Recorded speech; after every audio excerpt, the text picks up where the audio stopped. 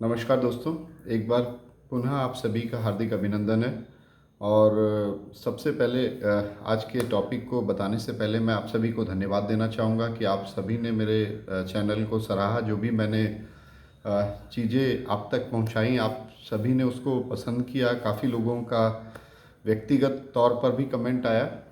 तो इन्हीं सारी चीज़ों से मुझे प्रेरणा भी मिलती है और मैं संभावित तौर पर प्रयास करूंगा कि समय समय पर जो भी आवश्यकताएं हैं उसके अनुसार हम लोग वीडियो बना सकें और आप तक पहुंचा सकें। आज का जो सेशन होगा ख़ास तौर से वो रिज़ल्ट को लेकर है।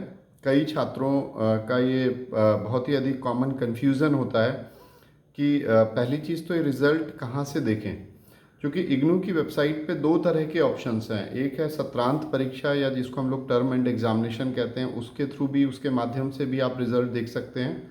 और जो दूसरा माध्यम होता है वो है ग्रेड कार्ड। तो ग्रेड कार्ड के माध्यम से भी आप रिज़ल्ट देख सकते हैं। तो इन दोनों में अंतर क्या है बेसिकली? तो सबसे पहले तो मैं आप लोगों को बता देना चाहूँगा कि जो टर्म एंड एग्जामिनेशन रिज़ल्ट होता है, जिसको हम सत्रांत परीक्षा का परिणाम कहते हैं, तो सत्रांत परीक्षा का परिणाम बेसिकली जो भी आपने एग्ज़ाम दिया हुआ है, टर्म एंड एग्ज़ाम दिया है, उस टर्म एंड एग्जामिनेशन के बाद में जो भी आपके मार्क्स आते हैं। मार्क्स मतलब जैसे सपोज़ किया कि आपका अगर सत्रांत परीक्षा 50 मार्क्स का था, या हो सकता है कभी कभी कुछ विषयों में 50 से कम भी होता है, कुछ में 70 विषय का फाइनल एग्ज़ाम होता है, सत्रांत परीक्षा जिसको हम लोग कहते हैं। तो सत्रांत परीक्षा जितने भी मार्क्स का होता है, उस मार्क्स में आपको कितने नंबर प्राप्त हुए हैं वो सारी चीज़ें आपको सत्रांत परीक्षा परिणाम या टर्म एंड एग्जामिनेशन में आपको दिखेंगे। और इसमें तीन चीज़ें महत्वपूर्ण हैं। सबसे पहली चीज़ तो इसमें कि आप जो भी देखते हैं तो उसमें आपका एक तो आपको कितने मार्क्स मिले, मतलब जिस सत्रांत परीक्षा में, और उसके साथ साथ में पूर्णांक क्या था। और पूर्णांक के साथ में तीसरा जो ऑप्शन होता है वो होता है आपका वो सत्रांत परीक्षा का परिणाम कब घोषित हुआ है। तो ये चीज़ें हैं जिसके आधार पर हम लोग और भी आगे का जो ये आज का हमारा सेशन होगा वो आगे कंटिन्यू करेगा। तो मैं प्रयास करता हूँ आपको एक दिखाने का किस प्रकार से हम लोग सत्रांत परीक्षा का रिजल्ट कैसे होता है, और सत्रांत परीक्षा के साथ में और किस तरह से ये सत्रांत परीक्षा कैसे दिखता है। तो इसमें अगर हम देखते हैं कि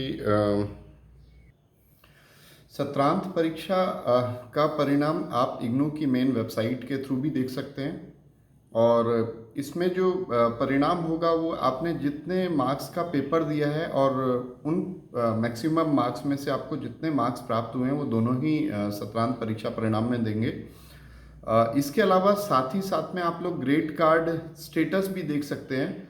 और ग्रेड कार्ड स्टेटस में जब भी आप देखेंगे तो उसमें सारी चीज़ें आपको दिखती हैं, जो भी आपने असाइनमेंट जमा किए हैं, जो भी आपने प्रैक्टिकल जमा मतलब कंप्लीट किया है, या प्रोजेक्ट मार्क्स अगर आपके अपडेट होने हैं तो वो सारी चीज़ें आपको ग्रेड कार्ड्स में दिखेगी। लेकिन ग्रेड कार्ड में एक अंतर होता है कि ग्रेड कार्ड में जो भी चीज़ें रिफ्लेक्ट होती हैं वो 100 मार्क्स में है। कभी कभी कुछ बच्चों को कन्फ्यूज़न होता है कि सर हम लोगों ने अगर सत्रांत परीक्षा में अगर 50 मार्क्स का है और उनको 40% मार्क्स पासिंग के लिए चाहिए, तो ऐसी स्थिति में वो अपना फाइनल एग्ज़ाम में तो देखते हैं सत्रांत परीक्षा परिणाम में कि 50 में से उनको 15 आए हैं। और 15 के हिसाब से अगर मैं कहता हूँ 40% के हिसाब से तो 50 में से उनको 20 पासिंग चाहिए। लेकिन वो चूंकि 50 मार्क्स में है आपका, अगर कोई एक पेपर है जिसमें कि 50 में से 15 आए हैं, तो ऐसी स्थिति में जब ग्रेड कार्ड में मार्क्स अपडेट होंगे तो ऑटोमेटिक 50 के बदले 100 में से रिफ्लेक्ट होंगे। तो ऐसी स्थिति में वहाँ पर वो 15 मार्क्स जो है वो 30 में दिखेंगे, 30 मार्क्स दिखेंगे, चूँकि अपॉन 100 या परसेंटाइल हो जाएगा।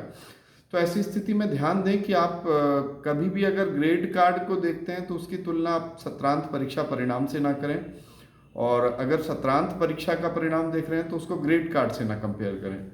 या मैं अगर सीधे शब्दों में अगर आज के सत्र को समराइज करता हूं तो एक ही चीज़ कहूँगा कि अगर आप सत्रांत परीक्षा परिणाम देख रहे हैं तो सत्रांत परीक्षा परिणाम उस आधार पर होता है जितने आधार में आपका पेपर था और उसमें कितने मार्क्स मिले हैं। परंतु जो ग्रेड कार्ड होगा वो पूरी तरह से 100 मार्क्स का होगा। उसमें असाइनमेंट्स भले ही 30 मार्क्स के होते हैं लेकिन वो 100 मार्क्स के रिफ्लेक्ट होंगे।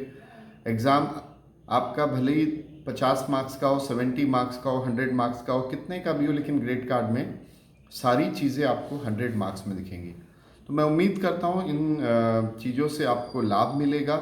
और इसके बाद में मैं एक प्रयास करूँगा कि चूँकि कई छात्र ऐसे हैं जिन्होंने रीवैल्यूएशन की प्रक्रिया और बाकी चीज़ों को पूछने की जानकारी दी है, तो मैं प्रयास करूँगा चूँकि उसको ऑन द स्क्रीन किस तरह से आपको करना होगा वो सारी जानकारी दे पाऊँ। धन्यवाद।